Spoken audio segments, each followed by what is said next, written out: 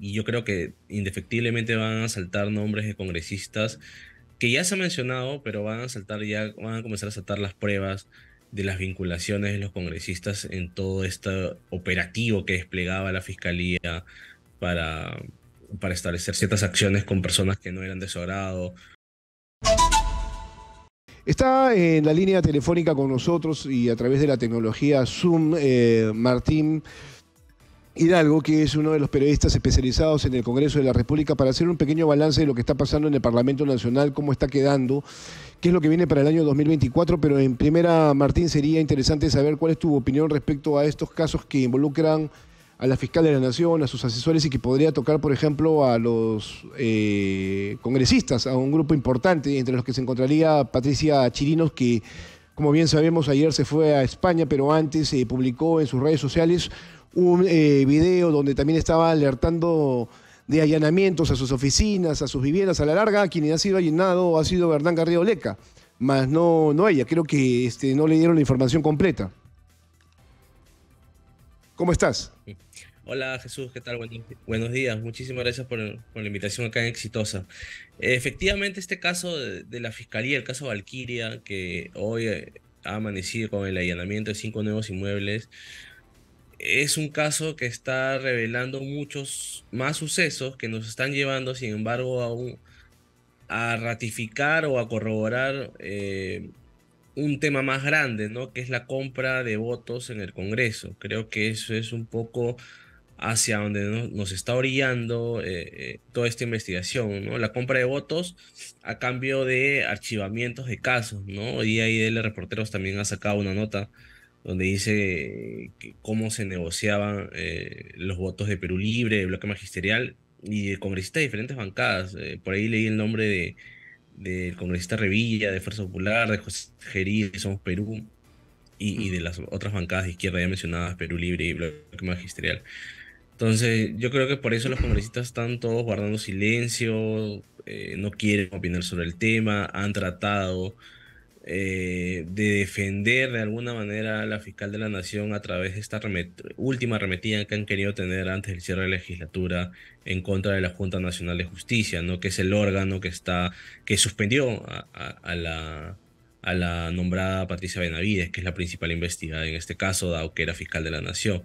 Entonces yo creo que hay mucho pan para rebanar todavía y yo creo que indefectiblemente van a saltar nombres de congresistas que ya se ha mencionado, pero van a comenzar a saltar las pruebas de las vinculaciones de los congresistas en todo este operativo que desplegaba la Fiscalía para, para establecer ciertas acciones con personas que no eran de su agrado, como Zoraida Ábalos o como otras personas, y cómo esto terminó beneficiando a varios congresistas. Creo que prueba de eso es que ninguno de los investigados en el caso de los niños hasta ahora ha tenido una acción concreta a nivel de fiscalía. El caso de los manchasueldos tampoco, son congresistas que tienen investigaciones que se vienen dando largas, pese que en algunos casos, no en todos está muy claro, pero en algunos casos sí hay pruebas, vouchers, depósitos y cosas que prueban fehacientemente cómo es que los congresistas tenían este mecanismo para quitarle el sueldo a sus trabajadores.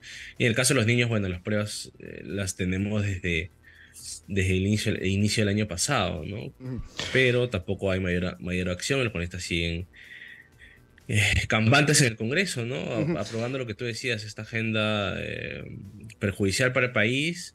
Tú mencionabas este tema de que no beneficia a nadie. Yo creo que sí se benefician a sí mismos, a sus entornos más A eso iba, a cercanos, eso iba. un poco con la mirada de que en el 2026 quieren terminar el puesto con muchos mayores beneficios o mucho más joyerías, o protegidos judicialmente para no afrontar mayores tipos de penas, ¿no? Bueno, yo decía más temprano que quien maneja el Ministerio Público reparte impunidad, y eso parece haberse producido a lo largo de estos meses, y no en este último año, entre el Parlamento y el Ministerio Público controlado por Patricia Benavides. Hoy, en efecto, se da una investigación interesante donde ya hay nombres bien marcados de parlamentarios que habían vendido sus votos a la señora fiscal de la Nación. Dice aquí que, según lo declarado hasta este momento por Jaime Villanueva como parte de su colaboración eficaz, Patricia Benavides negoció la compra de votos con el prófugo, en estos momentos Vladimir Cerrón, quien ayer se le ha impuesto 36 meses de prisión preventiva por no cumplir reglas de conducta, ¿no? Dice aquí, Patricia Benavides negoció la compra de votos con el prófugo Vladimir Cerrón, líder de Perú Libre, y con varios congresistas de diferentes bancadas, entre los cuales figuran Manuel Revilla Villanueva, de la bancada de Fuerza Popular, José Gerí Oré de Somos Perú, Luis Cordero Yontay, que era de Fuerza Popular, Katy Ugarte Mamani de Unidad y Diálogo, parlamentario Edgar Tello Montes y Germán Tacuri Valdivia del Bloque Magisterial e Ilich López Ureña. La pregunta es, teniendo estos cuestionamientos y este señalamiento, ¿qué podría pasar con ellos más adelante? ¿Habrá la voluntad del Congreso, por ejemplo, de iniciar algún tipo de acción que lleve al desafuero de estas personas si es que se inicia una investigación mucho más a profundidad? Porque lo que vimos en el caso de Patricia Chirinos es, en cierta manera, si bien es cierto, ella es afuerada, cierto nivel de inestabilidad emocional que la lleva, ¿no es cierto?, a ponerse un paso adelante de quienes podrían investigarla más adelante. No, definitivamente yo creo que no va a surgir ningún tipo de acción de fiscalización sobre este caso en el Congreso, ¿no? Creo que se van a buscar las maneras para distraer la atención, como ya ha pasado con la Junta Nacional de Justicia y esta arremetida que aún está pendiente, no se ha cerrado. Se le dio 10 días para investigar a la Comisión de Justicia desde el Pleno. Me imagino que van a convocar a un pleno extraordinario. No sé si Soto lo hará ahora en diciembre o ya a inicios de enero, para poder ver ese tema y zanjar. Y yo creo que no van a querer retomar actividades hasta marzo, ¿no? Que mientras dure el receso parlamentario, que es entre enero y febrero, simplemente por la razón de no tener que exponerse hacia los medios. Ellos un poco están tratando de ponerse de costado y que la ola pase sin que el huaico se los lleve, ¿no? Y para eso están tratando de llevar a cabo acciones que un poco distraigan el accionar que se está dando alrededor de los operativos en la fiscalía. Pero yo creo que las acciones, si van a tener que venir de un lado, va a ser desde la propia fiscalía, del equipo especial que está llevando a cabo todas estas operaciones. Y esto se va a ir viendo conforme vayan avanzando la investigación y las pruebas que puedan ir recopilando, ¿no? Hasta ahorita es un testimonio del señor Villanueva. El siguiente paso que tiene que haber es la recopilación de pruebas, que tienen que ser los chats, los audios, los interrogatorios que se van a tener que dar a estas personas que están siendo señaladas y lo que tengan que decir, ¿no? Qué complicado, ¿no? Para ser un poco reflexivo también y utilizar la opinión, tener un congreso en la cual tengas personas que estén a ese nivel de actividad delincuencial, porque a la larga esto es un acto delictivo, el hecho de traficar influencias, el hecho de vender tu voto, ¿no es cierto?, el hecho de cometer un delito de función. Esto tendría que cambiar en un futuro, ¿no es cierto? Se ha hablado mucho, por ejemplo, de quitarles el manto protector que tienen ellos como parlamentarios, pero esto a la larga se mantiene con ciertas características. Yo sé que ha habido un avance en ese aspecto, pero esto realmente debería llevarnos como sociedad a plantear, ¿no es cierto?, un nuevo Congreso que tenga menos gollerías en diferentes aspectos, no solamente en el tema de la protección a nivel judicial, sino también en el ámbito monetario, donde suele ser el Congreso bastante rentable para muchos. A ver, yo ahí tengo una opinión un poco distinta. Yo creo que el tema de institución, de los beneficios que puedan tener un congresista no es tan necesariamente mal. Lamentablemente en este escenario tenemos unos congresistas que quizás podemos pensar que no lo merecen, pero por sobre todo eso está la institución que hay que proteger. El Congreso como institución es un pilar importante de la democracia. Sí creo que se ha avanzado, como tú mismo lo has dicho, en temas de la inmunidad. Ya no tienen inmunidad para el proceso, los pueden allanar tranquilamente. Hemos visto en este año cómo se han allanado en las oficinas congresales en más de una oportunidad, en bloque. Se ha ido a pedir documentos a la presidencia del Congreso, algo que era muy raramente visto en años anteriores. Claro, mantienen la inmunidad de arresto, salvo que sea caso de flagrancia, pero digamos, son casos ya extremos, ¿no? Lo que habría que ver sí es cómo mejorar los mecanismos que hay de control y de fiscalización dentro del Congreso, que creo que están fallando, ¿no? La Comisión de Ética es uno de los mayores ejemplos. Hay más de 20 casos de blindaje éticos en lo que va del periodo, y estamos a la mitad del periodo. Eh, la semana de representación, este viaje de la congresista Patricia Chirinos nuevamente está revelando fallas en el control de la labor de fiscalización. Hoy día en el Comercio hemos revelado una nota en un informe de Sebastián Ortiz, que suma 12 semanas de representación sin cumplir desde 2021 porque ha presentado licencias.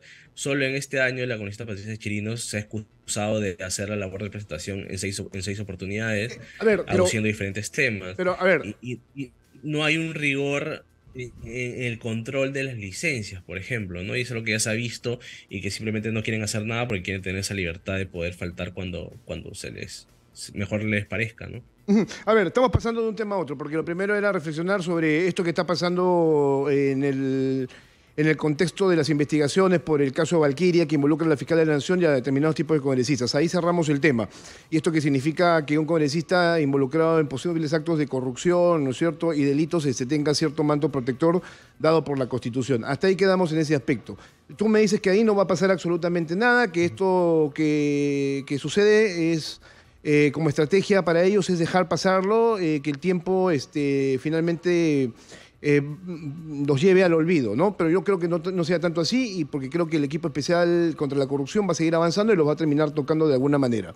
Ahora, viene el tema de la producción parlamentaria, que ha sido bastante criticada durante los últimos meses. Surge el tema de Patricia Chirinos, que no es un tema nuevo en realidad, que es un tema bastante interesante porque creo yo que la mesa directiva en este tipo de situaciones queda muy mal parada, ¿no? Porque tendría que haber un mayor control sobre el trabajo que hacen los parlamentarios, no solamente con la presentación de informes, sino con la sustentación, con argumentos de aquello que van a hacer. En cualquier trabajo normal, también lo decía yo, uno tiene que presentar una serie de elementos para poder, ¿no es cierto?, pedir un permiso, un cambio de turno, para poder ausentarse, no lo sé. Pero pasa que el Congreso no tiene esas capacidades. Pero lo que yo tampoco sé es si es que hay algún tipo de sanción para aquellas personas que, por ejemplo, como Patricia Chirino sale fuera del país y ya cuando está en otro país envía los documentos para sustentar su falta o su ausencia a determinado tipo de labor que ya está preestablecida, además con un pago de por medio. No, lamentablemente no existe ningún tipo de sanción establecida en el reglamento del Congreso.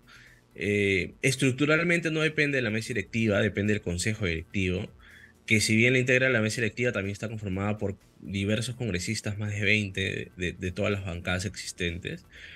Lo que suele pasar es que el consejo directivo no se reúne cotidianamente como debería, sino que se reúne una vez cada 3 meses, una vez cada 2 meses.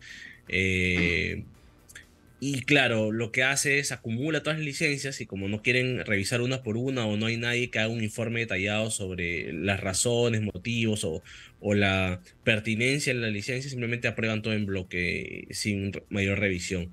Ya cuando la prensa hace la revisión, encuentra casos como este, como el de Patricia Chirinos, que lleva 12 licencias para no realizar semana de Pero, a representación ver, desde el ¿cómo, 2021, pero 6 en este año. Entonces, hay todo un problema de eso que te decía, de ajustar los temas de mecanismos de control sobre las acciones de los congresistas en la labor parlamentaria, sobre todo en la labor de representación, que es una de las labores más importantes, pero que es una labor que poco se monitorea, porque a lo único que lo circunscriben los congresistas es atender una semana a fin de mes donde van a sus regiones. Y claro, si solo circunscribes, tienes 4 semanas al mes y solo una la usas para representación, para tener este contacto con tus electores, con tus votantes, con tu público, y si esa semana decides no hacerla porque tienes que irte de viaje a España, porque tienes que irte de viaje a otro sitio, porque tú tienes un tema personal, ahí estás un poco socavando una de las labores más importantes que tienes como congresista. Congresista tiene tres labores: legislación, fiscalización, y representación? representación. Lamentablemente en el público la labor está enfocada en mirar el trabajo que hacen en la legislación, que es en la producción legislativa de leyes, y en la fiscalización, que es el control político hacia otras autoridades, menos hacia ellos, obviamente. Y la representación es algo que no se toma mucho en cuenta, pero que yo creo es muy importante, Pero, porque además es la labor que los congresistas menos o más excusas se encuentra para no realizarla, ¿no? bueno, pero a ver, si tienes 12 faltas en este tipo de actividad que es la representación, realmente no estás representando a nadie. La otra pregunta es saber si cobraron o no cobraron, porque cada semana de representación tiene un bono específico que se asigna para que el congresista se traslade a su región y cumpla con sus actividades. O sea, de estas 12 En, que, teo- en que, teoría, que tiene, por ejemplo, Patricia Chirinos, ¿cuántas podríamos saber si han cobrado o no? Porque al menos en esta última ella me ha enviado un documento indicando que no va a cobrar. Es que ahí es muy gracioso. Depende mucho del congresista, ¿no? Yo recuerdo, por ejemplo, un caso de la congresista Montesa, que viajó a Estados Unidos, a Utah, que a los congresistas les gusta viajar mucho últimamente, y ella decía en su oficio, decía, pedía licencia para la semana de representación, porque tenía que ir a este viaje a Utah, pero cuando yo le consulté por qué no pedía sin goce de haber, ella me decía que no, que era porque ella estaba viajando a otro, si bien estaba viajando a otro país, ella estaba yendo en representación del Congreso. Entonces, hay casos, bastantes casos así, que congresistas que piden licencia para viajar al extranjero, pero te dicen, no, yo estoy viajando a una actividad que me han invitado alguna asociación, alguna ONG, algún tipo de comunidad, y yo estoy yendo como mi cargo de congresista, entonces no tengo por qué dejar de cobrar mi sueldo, mi bono. Entonces habría que mirar caso por caso. En el caso de la congresista Patricia Chirinos, en este último viaje a España, sí entiendo de que ha, ha pedido que no le depositen o ha pedido volver el dinero, porque claro, también ya se ha visto expuesta a un viaje que ella no había informado anteriormente. Yo, el mismo día que, en la misma noche anterior a que reveláramos el tema del viaje, yo consulté con su personal de prensa si la congresista había viajado, porque nos había llegado el rumor, y su personal de prensa me dijo que no, me dijo que al día siguiente tenían actividades programadas para la semana de representación. Después ya obtuvimos el registro migratorio y lanzamos la nota en el comercio. Y después ha salido la congresista chilena diciendo que este viaje lo tenía planeado hace Mm. unas semanas, hace unos días. Entonces, o el asesor de prensa de la congresista chilena mintió, o la congresista chilena está mintiendo. Eso es algo que Bueno, solo ellos bueno, tienen conocemos claridad, ¿no? a el accionar de Patricia Chirinos, cualquier cosa podría pasar. En el caso de ella, por ejemplo, ya que estamos hablando de ser la representación, ¿cómo va en el tema de la legislación, ¿no? Porque algo de producción debe tener al margen de lo que ella normalmente hace, que entre comillas es fiscalización. Sí, la congresista tiene varios proyectos de ley Contrarreforma. en toda materia, además. Sí, ella presentó uno de los proyectos para cambiar el tema de la Junta Nacional de Justicia, si mal no recuerdo, respecto a la edad, al límite de edad de los magistrados. Ha presentado, pero ella, digamos, más ha centrado su labor parlamentaria en el tema de fiscalización y se puede ver en las constantes denuncias constitucionales que ha presentado eh, contra los magistrados, contra la justicia, contra los titulares de los organismos electorales, que ella también está en busca de que se pueda acusarlos constitucionalmente y sacarlos del cargo. Ella ha centrado más en esa labor, ¿no? Tiene proyectos de ley, pero digamos, nada llamativo, ¿no? Se metió mucho al tema de defensa en algún momento, creo eso la orilló a finalmente terminar como presidente de la Comisión de Defensa, que actualmente preside. Eh, por qué en específico no lo tengo claro, pero sí ha mostrado mucho interés en el sector defensa, ¿no? Bueno, algún tipo de interés por ahí deben tener. Ese sector es bastante interesante, sobre todo por los flujos de dinero que se manejan y los lobbies que hay para la compra y venta de armas. Y ahí el sector defensa tiene esas características.